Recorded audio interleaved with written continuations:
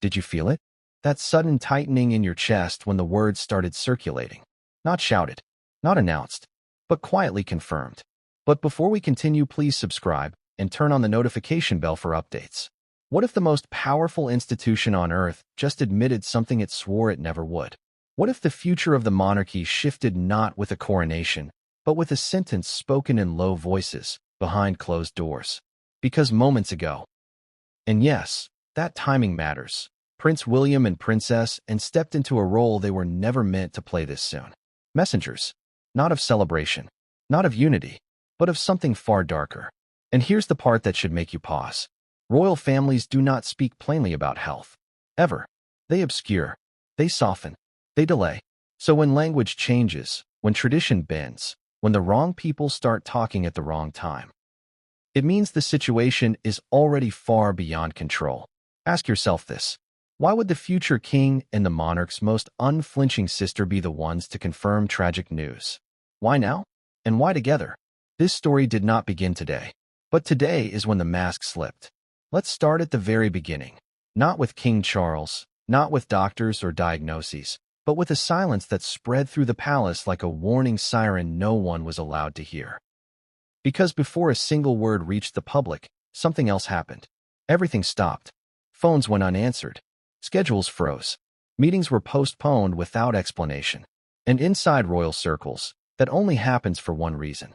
When something irreversible has already begun. Here's what most people don't understand about the monarchy. It doesn't react to events. It prepares for them years in advance. Every illness has a protocol. Every absence has a contingency. Every possible ending has a carefully rehearsed response. So when those systems suddenly shift, not publicly, but internally, it's not because something might happen. It's because someone has been told that something will. And that brings us to the moment Prince William's name began circulating in conversations he was never meant to be part of yet. Not as an observer, not as a representative, but as a decision-maker. Imagine that weight for a second. A son, a future king, standing at the intersection of duty and dread, trying to balance what the crown needs with what a family fears. Now imagine that same burden being shared, not with advisors, not with politicians, but with Princess Anne. The one royal known for one thing above all else. She does not lie to protect appearances, and has always been the monarchy's quiet anchor.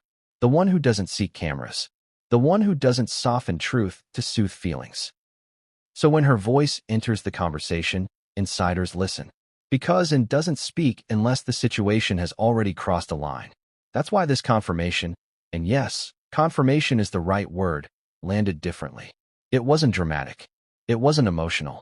It was restrained. And in royal language, restraint is the loudest alarm there is. Let's talk about that phrase that began circulating. Tragic news. Not concerning. Not challenging. Not ongoing. Tragic. In the monarchy's carefully curated vocabulary, words are never accidental. Tragic is not used for uncertainty. It is used for outcomes that can no longer be avoided. That alone should make you uncomfortable. But what really matters is not the word itself. It's who allowed it to be used. Prince William has spent his entire adult life doing one thing above all else: protecting stability, protecting the image of continuity, protecting the idea that the monarchy endures no matter what happens to the individuals inside it. So why step forward now? Why risk shaking public confidence? Unless confidence was already breaking behind the scenes. Unless pretending everything was fine had become more dangerous than admitting something was wrong. And then there's the timing. Because this didn't come after a dramatic hospitalization. It didn't follow a sudden emergency broadcast. It came quietly, almost deliberately understated, as if the family were testing the world's reaction, as if they were preparing us. That's how institutions ease people into reality. Not with truth all at once, but with fragments, hints, language shifts, unusual confirmations. And today's confirmation wasn't about medical details. It was about acknowledgement. Acknowledgement that the situation has crossed into a phase the monarchy cannot spin its way out of. Now, before you jump to conclusions, let's be very clear about something. No one stood at a podium and said, "This is the end." That's not how royal revelations work. Instead, they did something far more telling. They stopped denying inevitability. They stopped speaking in open-ended terms. They allowed finality to enter the conversation, subtly, but unmistakably. That's the part most headlines missed. And that's why this story matters now. Because the monarchy is not just a family. It's a symbol, a promise of continuity. And when that promise begins to wobble, it sends shockwaves far beyond palace walls. Financial markets notice. Governments notice. The public mood shifts, even if people can't quite explain why. And inside the family, the emotional toll is something we rarely see. Picture King Charles for a moment. A man who waited longer than any heir in modern history to wear the crown. A man whose reign was meant to finally be his chapter, not a footnote to his mother's legacy. And now, instead of planning decades ahead, conversations are shrinking, shortening, becoming heavier. What does it do to a person to realize that time, the one thing you waited your whole life for, is suddenly scarce? That is the human side of this story the palace never wants to show. And it's the side Prince William is being forced to confront earlier than anyone expected. Because make no mistake, this isn't just about a king's health.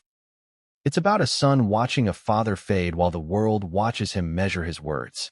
It's about a sister standing firm because someone has to say what others won't. It's about an institution quietly rearranging itself while pretending nothing has changed. And here's the most unsettling part of all. This confirmation didn't come with reassurance. There was no firm statement promising recovery, no optimistic timeline, no confident projection of normalcy returning, just acknowledgement. And silence. That silence is doing more talking than any press release ever could. So let me ask you something directly. If everything were under control, if this were truly temporary, if the future were as secure as we've been told, why does this feel like a beginning rather than an update? Why does it feel like the first chapter of something the monarchy has been dreading for years? And why do so many people inside royal circles now speak not in terms of if, but when? Because what comes next isn't just about health. It's about preparation, about succession plans quietly accelerating, about relationships being reassessed, about doors closing and others being forced open. And this is only the introduction. Because the moment the palace fell silent wasn't the first warning sign. It was the last one. What came before it paints a far more troubling picture. One filled with contradictions, carefully staged appearances, and a timeline the palace never wanted you to piece together. And once you see that timeline, everything changes. Something was wrong long before anyone was allowed to say it out loud. Not announced, not explained, just felt. Have you ever walked into a room and instantly known the mood had shifted, even before a word was spoken? That's what happened inside the palace. And the people who noticed it first weren't reporters or commentators. They were staff. Because the monarchy doesn't panic publicly. It panics privately. And when it does, the first sign is silence. Let's rewind to the moment everything stopped. Not the confirmation, not the headlines, but the absence. Because in royal life, absence is never accidental. Calendars that were once packed suddenly cleared. Briefings that were routine were delayed without reason. Meetings that had been penciled in for months were postponed indefinitely. No explanation, no replacement dates, just gone. That's your first warning sign.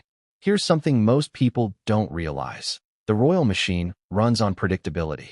Appearances are scheduled sometimes years in advance. Even illness doesn't usually disrupt that rhythm.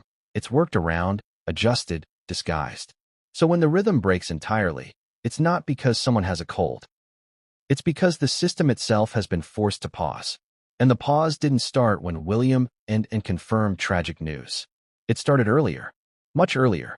Inside the palace, the shift was subtle at first. Fewer smiles, more hushed conversations, a noticeable increase in need-to-know barriers. Staff who had worked certain wings for decades suddenly found themselves excluded from rooms they'd always had access to. Why? Because information was being restricted. And information is only restricted when the truth is dangerous. Dangerous not because it's embarrassing, but because it's destabilizing. Now let me ask you something. When was the last time you saw King Charles appear without carefully framed optimism? Think about it. Even during challenging periods, the palace always projects control, strength, continuity. But recently, that tone shifted. The messaging became vague. The phrasing softened. Statements grew shorter. That's not coincidence.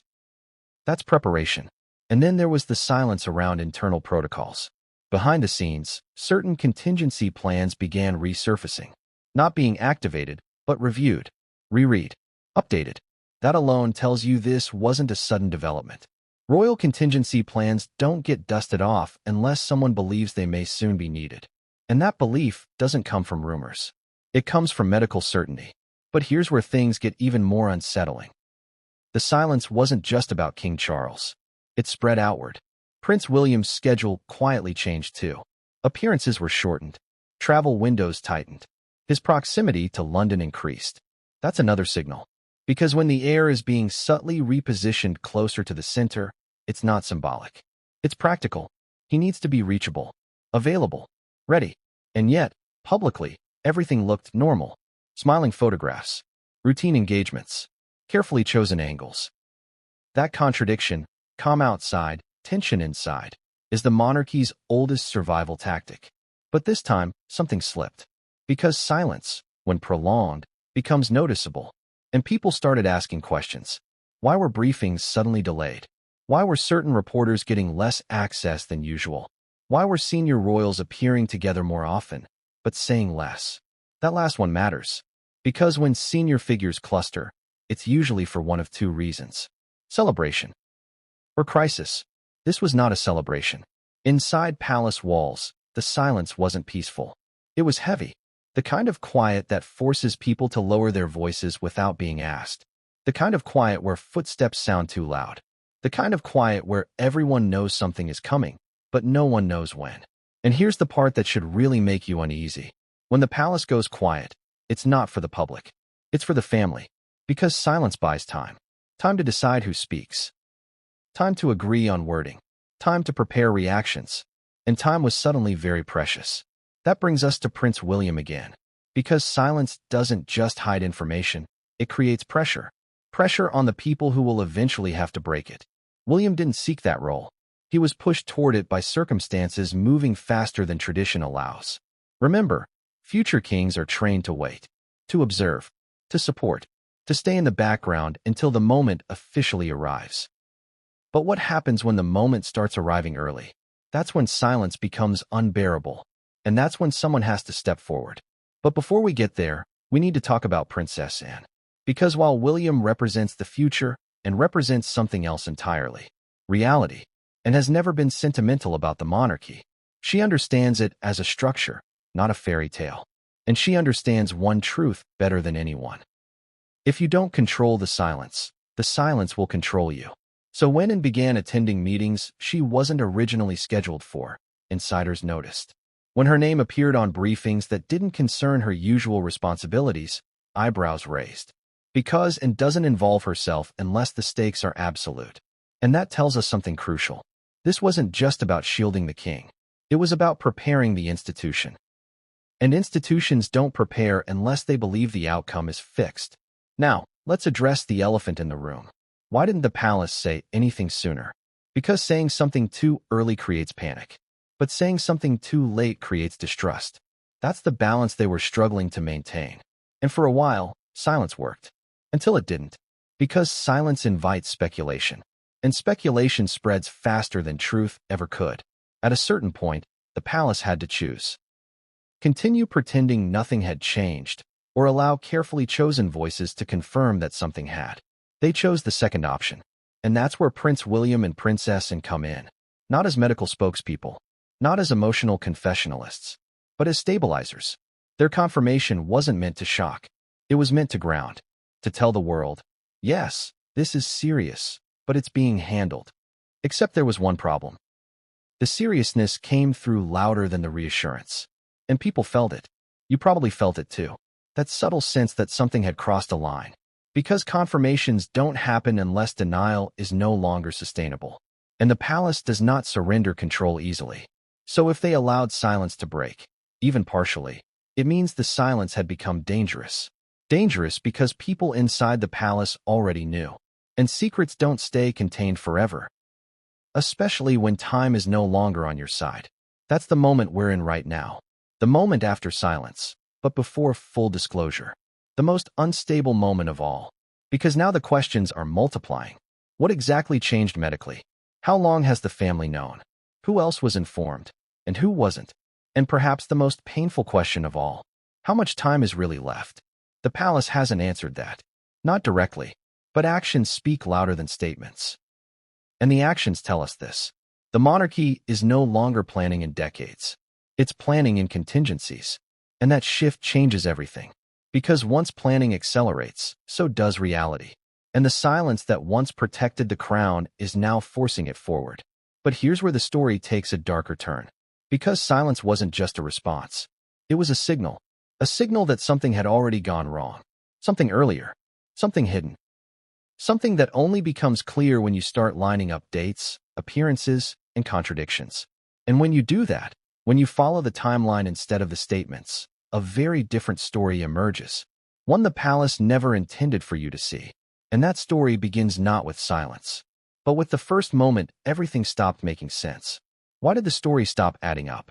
That's the question people inside royal circles began asking long before the public ever noticed a problem. Because when you strip away the ceremony, the carefully worded statements, the staged appearances, something uncomfortable starts to emerge. A pattern. And patterns don't lie. Let me ask you something directly.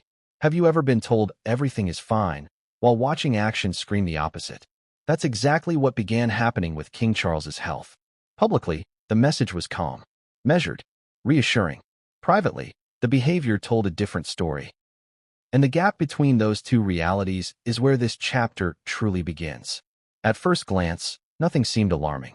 The king appeared. He waved. He smiled. But look closer. The appearances grew shorter. The walking distances shrank. The pauses between engagements lengthened. None of that on its own proves anything. But together, they form a contradiction. Because monarchs don't slow down unless they have to. Especially not ones who waited their entire lives for the role. Here's a surprising fact most people overlook. King Charles has always been intensely driven. Even critics admit it. He doesn't like resting. He doesn't like delegating. He doesn't like being seen as fragile. So when that man begins pulling back, not publicly, but operationally, it raises eyebrows. Inside the palace, those eyebrows turned into concern. Why were medical briefings suddenly restricted to a smaller inner circle? Why were long-term travel plans quietly reworked? Why were certain overseas commitments left intentionally vague? Those decisions aren't made lightly. They are made when someone understands that flexibility may soon disappear. Now let's talk about the language. Because the monarchy speaks in codes. Words are chosen not for clarity, but for containment. Early updates used phrases like monitoring and adjustments. Then came ongoing considerations. Then something subtle but crucial changed. The language stopped implying improvement. That's the turning point. Because when institutions expect recovery, they say so. When they don't, they stop promising it. And here's where it gets even more unsettling. Multiple public appearances appeared designed not to demonstrate strength, but to reassure through symbolism. Short moments, controlled angles, minimal exertion.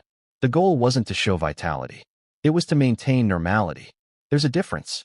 And people who know how these things work spotted it immediately. One insider put it bluntly, though never on record. This wasn't about proving he could keep going. It was about buying time. Time for what? That's the question Prince William found himself grappling with. Because while the public narrative insisted on steadiness, William's private reality was becoming more complicated by the week. Meetings once handled by his father began routing through him. Briefings he used to receive as updates now arrived as responsibilities. And that transition didn't come with ceremony. It came quietly, almost apologetically, as if everyone involved knew it wasn't supposed to be happening yet. Now imagine being in William's position. You're trained your entire life to step forward, eventually. But not like this. Not gradually. Not ambiguously. Not while pretending nothing is changing. That kind of slow-motion handover is emotionally brutal. Because there's no moment of clarity. No official line. Just a creeping realization that the ground beneath you is shifting. And Princess Anne saw it too. She's seen this pattern before. Not with her brother, but with institutions in decline. And understands something fundamental. Denial doesn't protect strength. It delays collapse. So when she began pressing for clarity behind the scenes, it wasn't out of panic. It was out of pragmatism. She wanted alignment. If the king's condition had changed, then the strategy had to change too. But here's the problem. The palace wasn't ready to admit that openly. Because admission creates consequences. Media escalation, public anxiety, succession speculation. Once that door opens, it cannot be closed. So instead, the palace tried something else. Balance. Appear normal, but prepare quietly. And that balancing act is exhausting. It forces everyone involved to live two realities at once. One for the cameras, one for the truth. And those realities eventually collide. The collision began when contradictions became impossible to ignore. Why were some events canceled for scheduling reasons, while others went ahead at significant effort? Why did medical language suddenly vanish from updates altogether? Why did aides become more defensive when questioned? Not more reassuring? Defensiveness is another tell. You don't get defensive when things are improving. You get defensive when the truth is fragile. At some point, even carefully managed contradictions begin to leak. Not as facts, but as tone. Journalists sensed it. Staff felt it. Family members lived it. And King Charles? He understood it. That's the part many people miss. He wasn't unaware. He wasn't sheltered from reality. If anything, he may have been the most aware of all. Because he's lived his entire life watching the crown outlast individuals. Watching his mother reign through decline. Watching the institution carry on regardless of personal cost. And now he was on the other side of that equation, trying to protect the crown while confronting his own limits. That internal conflict changes people. It changes how they speak, how they decide, how they allow information to flow. And that's when the inner circle tightened. Fewer voices, less debate, more finality. When medical updates stopped being discussed in terms of options and started being discussed in terms of scenarios, the tone shifted entirely. Scenarios aren't about hope. They're about preparation. And preparation is what pushed Prince William and Princess Anne into the spotlight. Because at some point, someone had to acknowledge what everyone inside already knew. Not the details, not the timeline, but the gravity. That's what the confirmation represented. Not an announcement of the end, but an admission that the story had entered its final act. And here's the contradiction that should haunt you. The palace tried to control the narrative by minimizing information. But by doing so, they amplified suspicion. Because when institutions grow quieter, people listen harder. And what they heard was fear. Not hysteria, not chaos, but controlled concern. The most dangerous kind. Because controlled concern means the situation is being managed, but not resolved. That's why the confirmation landed so heavily. Because it validated what many already suspected. That the king's condition wasn't a temporary obstacle. It was a defining factor. And that realization changes everything. It changes how you interpret every photograph, every appearance, every absence. Suddenly, moments that once seemed ordinary take on a different weight. A wave that lasts a second too long. A pause before speaking. A reliance on others that wasn't there before. None of it dramatic. All of it cumulative. And cumulatively, it tells a story the palace never wanted to tell outright. A story of diminishing margins, of time narrowing, of decisions accelerating. That's why Prince William's role began expanding before anyone acknowledged why. That's why Princess Anne stepped forward instead of staying silent. That's why the language shifted from reassurance to recognition. And that's why the question now isn't whether things have changed. It's how far along they already are. Because if the palace has moved from denial to confirmation, it means something irreversible has already occurred behind closed doors. Something that forced them to stop pretending. And once pretending stops, the next phase begins. The phase where tradition bends. Where rules are reinterpreted. Where the future is no longer theoretical. It's approaching. Fast. And that brings us to the moment royal code was broken. The moment Prince William crossed a line no future king ever expects to cross so early. Because what he did next wasn't just unusual. It was unprecedented. And it revealed just how serious the situation had become. Because what came next would change everything, and no one saw it coming. He wasn't supposed to speak. That's the part that should stop you cold. Future kings are trained to wait, not to explain. To stand beside, not step ahead. To inherit silence, not break it. So when Prince William allowed himself to be positioned as a confirming voice, not a symbolic presence, not a reassuring backdrop, but an active participant, something extraordinary had already happened. And it wasn't planned years in advance. It was forced. Let me ask you something. When was the last time you remember an heir so clearly stepping into the emotional space of a reigning monarch? Not after death, Not after abdication, but during decline. That almost never happens. Because it's dangerous. Dangerous to the institution. Dangerous to the individual. And emotionally devastating for a family that's supposed to pretend blood and duty never collide. Yet here we are. And the reason matters. This chapter begins with a violation of royal instinct.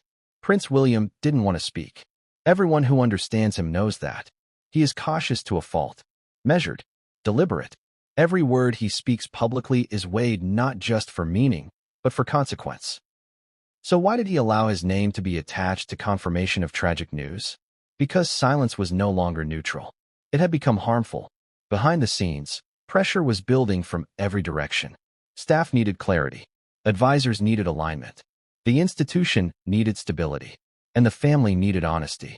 That's a brutal position to put a son in, especially a son who has already lived through public grief in ways few people ever will. William knows what happens when truth is delayed. He watched it with his mother. He lived through the fallout of controlled narratives collapsing under emotional weight. And he learned a lesson from that era that defines him to this day. When the truth is coming anyway, it's better to shape it than be crushed by it. That lesson is what pulled him forward. But stepping forward didn't come easily. Because royal code isn't just protocol. It's psychological conditioning. From childhood, heirs are taught that the monarch's health is not theirs to discuss. Ever. It's the ultimate boundary. Crossing it feels like betrayal, even when done out of necessity. So imagine the internal conflict William faced. On one side, duty to the crown. On the other, loyalty to his father. On one side, transparency. On the other, protection. There is no clean choice in that equation. Only less damaging ones. And the damage was already spreading. Inside the palace, uncertainty was beginning to fracture confidence. Not panic, but hesitation. People didn't know how to plan, how to schedule, how to communicate. When institutions hesitate, rumors fill the gap. And those rumors were becoming harder to contain. That's when advisors began floating an idea that would have seemed unthinkable even months earlier. What if William spoke? Not in detail, not emotionally, but symbolically. What if the future king acknowledged gravity? Without revealing specifics? What if his involvement reassured continuity rather than signaled collapse? It was a gamble, and William resisted it. Because he understood the optics immediately. A future king speaking about a reigning king's tragic condition sends one unmistakable message. Transition is no longer abstract. It's approaching. And once the public senses that, everything accelerates. Media tone changes. Political calculations shift. Public sentiment reorients. That's why heirs stay silent. Until silence becomes the greater risk. And that's exactly what happened here. The turning point wasn't a medical report. It was a reaction. The palace noticed how people were responding to the lack of information. Speculation was growing sharper. More precise. More confident. That's when you lose control. Not when people know the truth, but when they think they do. So William was faced with a decision no heir wants to face early. Say nothing and let speculation define reality. Or speak just enough to anchor it. He chose the second, but he didn't do it alone. This is where Princess Anne becomes critical. Because Anne's presence changed the entire dynamic. If William had spoken by himself, it would have looked like a handover. Like a soft launch of succession. That would have been catastrophic. But with Anne involved, the message shifted. This wasn't the future replacing the present. This was the family acknowledging seriousness together. Anne's involvement reframed the moment. She isn't next in line. She isn't positioning herself for power. She is credibility. And her credibility gave William cover. Cover to speak without appearing ambitious. Cover to confirm gravity without suggesting immediacy.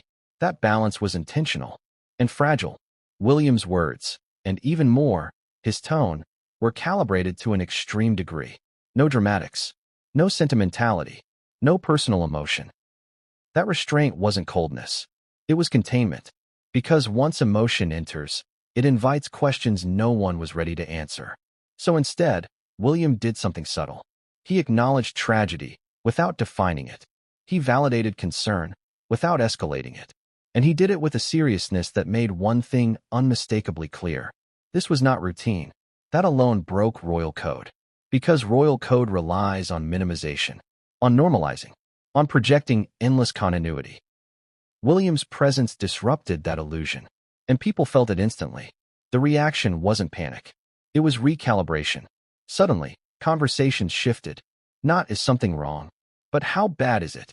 That shift is irreversible. Once the public crosses that threshold, you cannot pull them back. William knew that, which means he also knew the cost of speaking. He accepted it anyway. That tells you how constrained the situation had become. Now let's talk about the personal side, because it matters more than the palace wants to admit.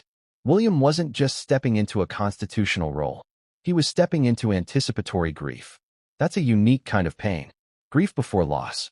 Responsibility before closure. It forces people to begin letting go before they're ready. And William has never been given much time to process loss privately. His life has been a sequence of public transitions layered over personal trauma. This moment added another. A father still alive. A role still occupied, but a future pressing in with uncomfortable urgency. That emotional dissonance shows up in small ways. In pauses, in eye contact, in the weight of language. People sensed it, even if they couldn't articulate why. And sensing it made the confirmation more powerful than any explicit statement ever could. Because people trust emotion more than facts. They heard it in what wasn't said. And that brings us to the most telling detail of all. William did not overpromise. There was no optimism injected for comfort. No assurance of improvement. Just gravity. That's not accidental. Overpromising creates backlash if reality deteriorates. William understands that better than most. So instead of offering hope, he offered steadiness, which is what you do when hope is uncertain. And that choice carries implications. It suggests that whatever the family knows privately does not support easy optimism. It suggests that timelines are being discussed, even if not publicly. And it suggests that William's role is no longer hypothetical. It's active. But here's where the story takes another turn. Because William breaking royal code didn't just affect the public. It affected the family. His involvement changed internal dynamics in ways that are still unfolding. Power balances shifted subtly. Decision-making lines blurred. Roles overlapped. When the future begins operating in the present, tension is inevitable. And not everyone inside the family was comfortable with that. Some saw it as necessary. Others saw it as premature. And one figure, in particular, felt the implications more sharply than anyone else. Because William's speaking didn't just acknowledge seriousness. It forced everyone to confront what comes next. And for some, that confrontation reopened wounds the palace has spent years trying to seal. Because if William is stepping forward now, what does that mean for those who are no longer inside the circle? And how much time is really left to resolve what remains unresolved? Those questions were never meant to be asked publicly. But now, they are unavoidable. And the next chapter doesn't belong to William. It belongs to the one royal who never softens truth, and who understood long before anyone else that denial was no longer an option. Because what Princess Anne did next didn't just confirm gravity. It locked it in. And once she spoke, there was no going back. Because what came next would change everything, and no one saw it coming. Princess Anne doesn't enter situations lightly. She never has. Her reputation as the monarchy's realist isn't earned through charm or spectacle. It's earned through observation, precision, and an unwavering commitment to what actually matters. So when Anne began taking a more visible role in recent briefings and confirmations, insiders noticed immediately. This wasn't her usual participation. This was deliberate, strategic, necessary. Let's pause and reflect on why that matters. Anne has never sought the throne. She doesn't crave headlines. She doesn't maneuver for influence. But she does understand one thing profoundly. The truth, however uncomfortable, cannot be ignored indefinitely. And when she speaks, people listen. That's because Anne operates from a place of credibility that few others in the royal family possess. Her words aren't weighed by PR teams or spin doctors. They carry authority because they're grounded in experience, responsibility, and reality. So when the phrase tragic news surfaced, paired with her presence, it wasn't casual. It wasn't rhetorical. It was deliberate. It carried the weight of confirmation in a way that no press release ever could. But why now? Why together with Prince William? The answer lies in timing and the unique roles they both play within the institution. William represents the future. He is the heir apparent, trained and prepared to take over when the inevitable comes. and represents clarity. She is the internal compass, guiding the family and the institution through the murky waters of truth and obligation. And together, their presence sends a signal that cannot be ignored. A signal to the staff, advisors, and inner circle that the gravity of the situation is no longer theoretical. It is real, it is urgent, and it must be acknowledged. Let's consider the psychological impact of this moment. The monarchy operates on perception. Every public appearance, every word, every pause, is calculated to project continuity and stability. But here, continuity was being challenged. Stability was being tested. And that test required a new form of communication, one that combined the authority of and with the symbolic weight of William. They were not delivering a prognosis. They were delivering a reality check. And the stakes were immense. Because once recognition of the situation is verbalized, the pace of events accelerates. Timelines are no longer abstract. Contingency plans move from theoretical to active. Relationships are reassessed. Decisions that could have been postponed suddenly demand resolution. Inside the palace, these shifts create tension. Even small decisions, a meeting rescheduled, a delegation altered, a protocol adjusted, now carry enormous emotional and symbolic weight. Anne's involvement didn't just clarify facts. It reframed them. By confirming the seriousness of the situation, she made the future unavoidable. There could be no denial, no delay, no softening. And that's why the response within the family began to shift. Allies and advisors recalculated their positions. Roles that were previously stable became fluid. The weight of expectation and responsibility redistributed almost overnight. Yet Anne's approach was measured. She did not dramatize. She did not sensationalize. Her confirmation was restrained but undeniable.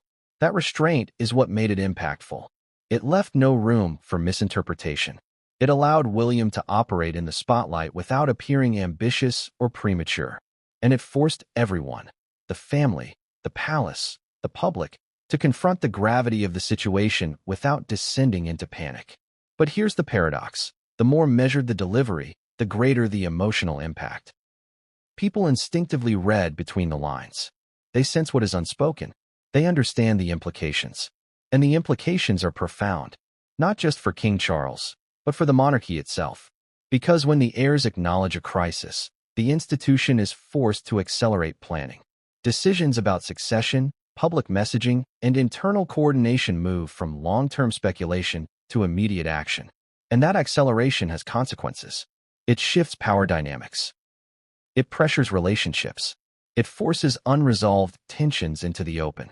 For instance, consider the delicate balance between William and other family members who are further removed from the line of succession. Their influence and roles are suddenly less predictable. Their ability to impact decisions subtly diminishes. And in an institution that relies on hierarchy and protocol, that change is seismic. Now, layer in the human element. And is not just a figure of authority. She is a sister, an aunt, a daughter. She carries emotional weight as well as institutional authority. Her acknowledgement of the king's situation isn't only strategic, it is personal. And that duality adds a layer of poignancy to every decision, every statement, every look shared within the family. William experiences this too. His role has become simultaneously public and private.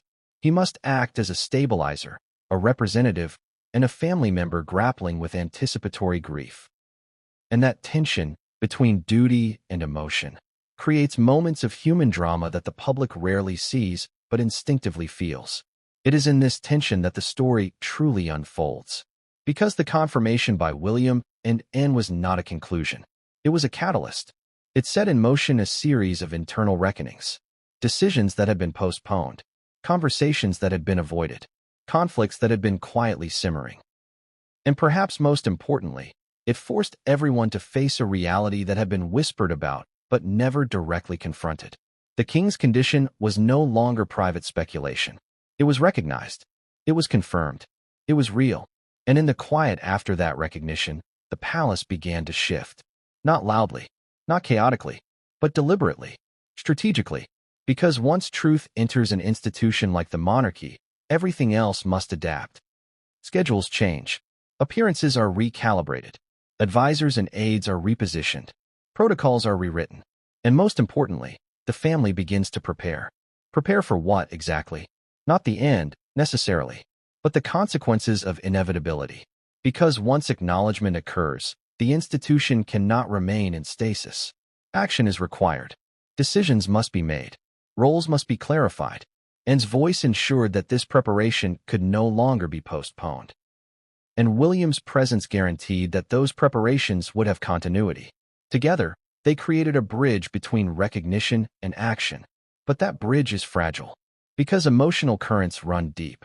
Familial relationships are complex. Historical grievances simmer. Loyalties are tested. And the pressure of public expectation looms over every choice. In short, the palace is now navigating a perfect storm of institutional, familial, and emotional forces, all catalyzed by a confirmation that could not be ignored. And the next chapter of this story will reveal how those forces collide. Because what came next would change everything, and no one saw it coming. The timeline had begun to shift, almost imperceptibly at first. Calendars once predictable became erratic. Engagements once routine required careful negotiation. The smallest deviation in protocol drew attention. Inside the palace, those deviations were not mistakes. They were signals. Because when the monarchy adjusts its operations quietly, it's usually in response to a reality the public cannot yet see. And in this case, the reality was King Charles's health, something long monitored but now entering a phase that demanded acknowledgement. Let's break down what that phase looks like. It's not a sudden collapse. It's not a dramatic hospitalization. It's a gradual constriction of activity, decisions, and autonomy. Appearances are carefully curated. Public engagements are shortened. Travel is minimized. Pauses in conversation are measured. Every gesture is analyzed for vitality. And the palace watches these signs closely. Because monarchs are symbols, not just individuals. Every action matters. Every image conveys strength or vulnerability. So when patterns emerge that deviate from expectation, the palace responds. Internally, it tightens control. Protocols are reviewed. Contingencies are activated. Externally, appearances are maintained. Often deceptively so, but the tension between private reality and public perception grows. And that tension is what ultimately triggered the involvement of Prince William and Princess Anne. William's role had already been expanding quietly. Briefings he once received as updates became matters of action. Travel windows were adjusted to ensure proximity. Decisions began routing through him before reaching others. He was stepping into responsibility long before it would traditionally occur. And Anne's involvement provided legitimacy. Her voice reinforced the gravity of the situation without injecting panic. She represented clarity and authority. Together, their acknowledgement bridged the gap between private awareness and public expectation. Yet the confirmation was only part of the story. The other part is the internal recalibration of the palace itself. Because once acknowledgement occurs, action must follow. Scheduling, staffing, and decision-making lines all shift. Roles that were once symbolic become operational. Authority is redistributed subtly, and relationships are tested in ways the public rarely sees. The ripple effects are significant. For example, advisors must reconcile what they know privately with what they are allowed to communicate publicly. Staff must adjust routines and access. Even extended family members are repositioned based on need and trust. Every adjustment carries weight because it signals priorities and forecasts potential outcomes. And emotionally, the family is impacted in ways that are difficult to measure. The psychological burden on William and others grows daily. Anticipatory grief, stress, and the responsibility of managing both the institution and personal loyalty converge into an intense internal pressure. The public rarely sees this. They only see the calibrated gestures, the carefully framed statements, the images that suggest continuity. But behind those images, the machinery of the monarchy is adapting to an evolving reality. That adaptation includes accelerated planning for succession, contingency scenarios, and public messaging. These preparations are subtle, but their effects are profound. They change how decisions are made, how power is exercised, and how relationships function within the institution. At the same time, the emotional stakes cannot be overstated. William is not only managing protocol, but also navigating the complexities of family dynamics. And, 2. must balance truth with discretion, authority with empathy. The combination of institutional necessity and personal concern creates a unique tension, one that shapes every interaction, every statement, and every decision. And the longer the acknowledgement phase continues, the more these tensions intensify. Because now the question is no longer whether change will occur. It is how it will unfold, who will be affected, and what the consequences will be for both the monarchy and the family. Every subtle action, every nuanced word, becomes a signal. Every pause, every expression, every carefully measured interaction conveys meaning. And that is why the confirmation by William and Anne was so significant. It was not just a statement about health, it was a declaration of transition. It set in motion a series of recalibrations, operational, emotional, and symbolic, that will define the next stage of the monarchy. And those recalibrations are only beginning. Because what comes next is not just about appearances or statements. It is about reality. A reality that will unfold quietly at first, then with increasing clarity and inevitability. And once that reality is fully recognized, the consequences will ripple far beyond the walls of the palace. The world may not be ready for the changes that are already underway, and the family is only starting to confront them. Because what came next would change everything, and no one saw it coming. The palace operates on a delicate balance of perception and reality. Every move is calculated, every word weighed. Yet when truth begins pressing from within, even the most controlled environment begins to shift. That's exactly what happened after William and Anne's confirmation. It wasn't the kind of announcement that made headlines screaming. It was subtle, quiet, deliberate, but the implications were seismic. Because acknowledgement forces action, and action exposes tension. Inside the palace, routines that had been carefully maintained for decades were suddenly under scrutiny. Meetings once scheduled months in advance were reevaluated. Delegations that had been stable were suddenly altered. Advisors found themselves negotiating not just logistics but timing, perception, and loyalty. Even the smallest detail, which wing of the palace handled certain correspondence, which aides were present during briefings, became significant. Every detail is significant. In an institution like the monarchy, nothing is trivial. And the internal recalibration wasn't just bureaucratic. It was emotional. William had already begun stepping into responsibilities traditionally reserved for the reigning monarch. The weight of those decisions, compounded by anticipatory grief and public expectation, created a pressure cooker scenario. Anne's involvement added clarity, but also gravity. Her words confirmed what William's actions implied. Together, they established a new equilibrium, one that the palace, staff, and public would all now measure against. But equilibrium is fragile. Because once recognition occurs, speculation accelerates. Rumors emerge. Conversations in private homes and media rooms ripple outward. The palace then faces a paradox. It must control perception without suppressing reality. That balancing act is exhausting and unforgiving. And it doesn't stop there. Once the family acknowledges a serious situation, succession planning, public messaging, and internal coordination all accelerate. Decisions that were theoretical are now immediate. Roles shift subtly. Influence is redistributed. Relationships are tested. The emotional toll is profound. William, Anne, and other senior royals are navigating duty, loyalty, and anticipation of loss simultaneously. This anticipatory grief is compounded by public scrutiny. Each gesture, pause, and statement analyzed for meaning, stability, and intent. The public sees the appearances, brief engagements, composed smiles, carefully staged photos, but rarely the strategy and emotion behind them. And yet, the consequences are already unfolding. Advisors adjust protocols. Staff realign duties. Communications teams recast messages. And the family begins to make choices under pressure that would have been postponed under normal circumstances. This phase also introduces new challenges. Internal disagreements, historical grievances, and competing priorities now surface more frequently. Roles once stable become fluid. Authority and decision-making lines blur.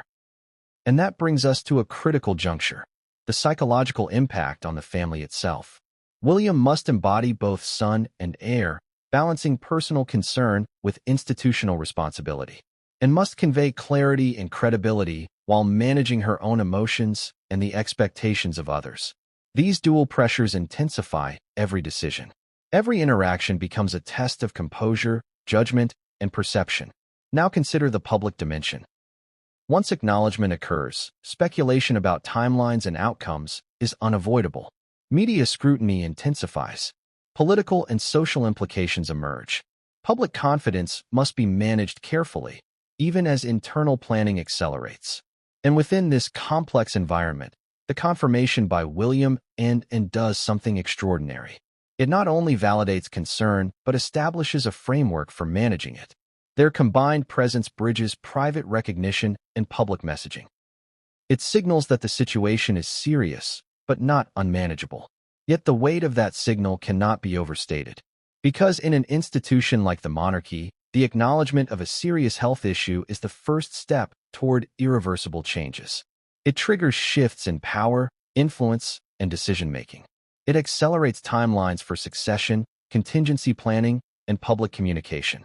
And it forces the family to confront realities they may have deferred, both operationally and emotionally.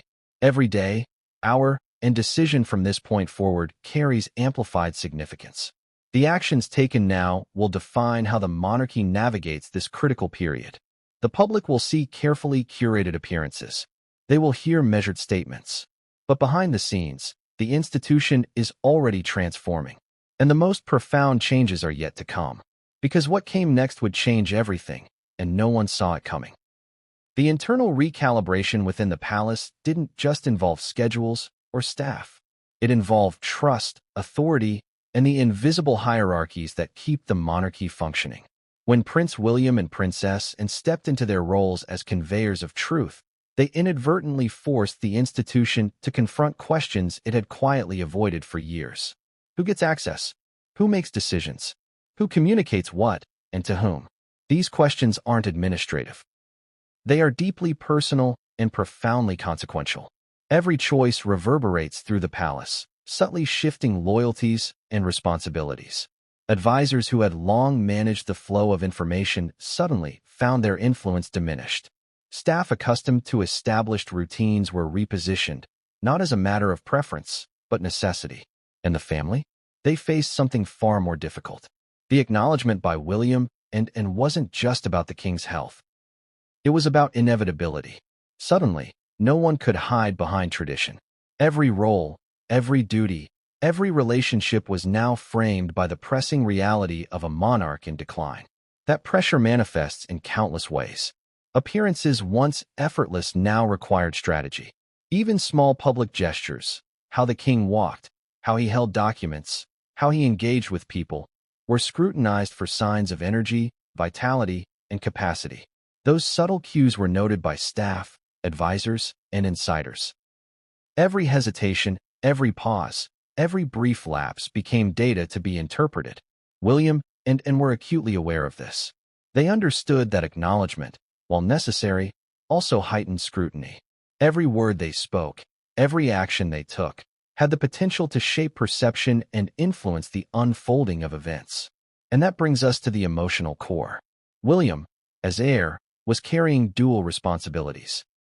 The symbolic weight of the future and the tangible responsibilities of the present. Each step forward was laden with anticipatory grief and the pressure of expectation. And, though not in line for the throne, carried authority that could not be ignored, providing clarity but also intensifying the emotional stakes for everyone involved. The confirmation acted as both a stabilizer and a catalyst. It stabilized the narrative by anchoring the family and the palace to a single acknowledgement. But it catalyzed internal shifts, accelerating succession planning, contingency protocols, and decision-making processes that had been theoretical until now. The ripple effects reached beyond logistics. Relationships began to evolve under pressure. Roles that had been symbolic became operational. Authority that had been implicit now required explicit recognition. Historical dynamics, previously dormant, were suddenly brought into the light. Within this environment, tension became inevitable. Some family members embraced the clarity, others resisted it. Conflicts that had been contained quietly now surfaced, requiring delicate management. Every interaction became a negotiation between emotion and duty, between history and immediate necessity. And this is where the story's complexity deepens. Because acknowledging the king's health condition doesn't just shift responsibilities, it reshapes the institution itself. Policies are rewritten. Staff rotations are recalibrated. Public messaging is scrutinized to ensure continuity. Succession scenarios are refined with increasing specificity. Contingencies that had once been abstract now demand execution. The palace, a place built on centuries of ritual, is now navigating accelerated change while maintaining an image of stability. That paradox creates tension at every level. And the most profound impact is emotional. William must balance filial concern with constitutional responsibility, and must reconcile realism with empathy. The king himself is navigating a reality that is both personal and symbolic, the human experience of vulnerability against the weight of historical expectation. Public perception adds another layer of complexity. Carefully managed appearances are juxtaposed against speculation and analysis. The world watches, interprets, and reacts, often faster than the palace can respond. And here lies the central challenge. The institution must adapt without revealing the full extent of reality. Every decision, every statement, every appearance is a calculated act of management. Yet the internal acknowledgement by William and makes secrecy impossible in practice, even if control is maintained in presentation. This stage is critical, because the moment acknowledgement occurs, the trajectory accelerates. Timelines become shorter. Decisions must be made. Authority lines are tested. And the balance between public perception and private necessity grows increasingly delicate. Every day now carries amplified significance. Every gesture, every meeting, every interaction is infused with consequence. The confirmation was not the end, it was the turning point. And from this point, the palace, the family, and the institution as a whole are operating under a new reality, one defined by urgency, awareness, and the inexorable progression of time. Because what came next would change everything, and no one saw it coming. The palace had entered a new phase, one where every decision, no matter how small, carried far-reaching implications. It wasn't just about managing appearances or scheduling engagements. It was about anticipating challenges, mitigating risks, and preparing the institution for outcomes that had long been theoretical but were now imminent. Every gesture, every word, every choice was magnified, both internally and externally. Advisors scrutinized language, staff adjusted routines, and the family navigated the tension between personal emotion and public responsibility. Prince William's role continued to expand. He was no longer merely heir. He was an active stabilizer, a bridge between acknowledgement and action. He was balancing the public's perception, the family's needs, and the institution's operational demands, all under the scrutiny of the world. Princess Anne's presence amplified this effect. Her credibility provided weight to the acknowledgement while also reinforcing that the seriousness of the situation demanded preparation and prudence. Together, their involvement created a framework through which the palace could navigate complexity while maintaining continuity. But this framework was delicate, because recognition of the king's condition accelerated the internal clock. Contingency plans, once theoretical, became active. Succession scenarios were refined. Roles and responsibilities were subtly reshuffled. Historical relationships and tensions resurfaced, demanding delicate management. And emotionally, the weight on the family was immense. William and had to embody both composure and authority, balancing anticipatory grief with operational responsibility. Every interaction carried significance, every pause conveyed meaning, and every decision had consequences beyond the immediate moment. Public perception added another layer of complexity. Carefully staged appearances and measured statements had to be maintained, even as speculation grew. The balance between transparency and discretion became more critical than ever. Internally, the palace recalibrated continuously. Staff rotations, meeting schedules, and access to information were all adjusted to reflect the new reality. Even minor deviations from protocol were magnified, interpreted as indicators of the evolving situation. At the same time, the emotional dimension continued to intensify. William and were confronting not only the institutional consequences of acknowledgement, but the personal reality of a father and a monarch facing decline. The tension between duty and emotion, between tradition and urgency, defined every action. Relationships shifted subtly. Influence was redistributed. Historical grievances surfaced in ways that required careful mediation. In this environment, even seemingly small choices, where to appear, what to say, which aids to involve, carried weight. The palace was managing a convergence of symbolism, responsibility, and the inexorable progression of time. This period also highlighted the interplay between perception and reality. While the public saw controlled appearances, behind the scenes the machinery of the monarchy was operating at a heightened pace, preparing for contingencies, accelerating decision-making, and recalibrating roles. Every day brought new decisions.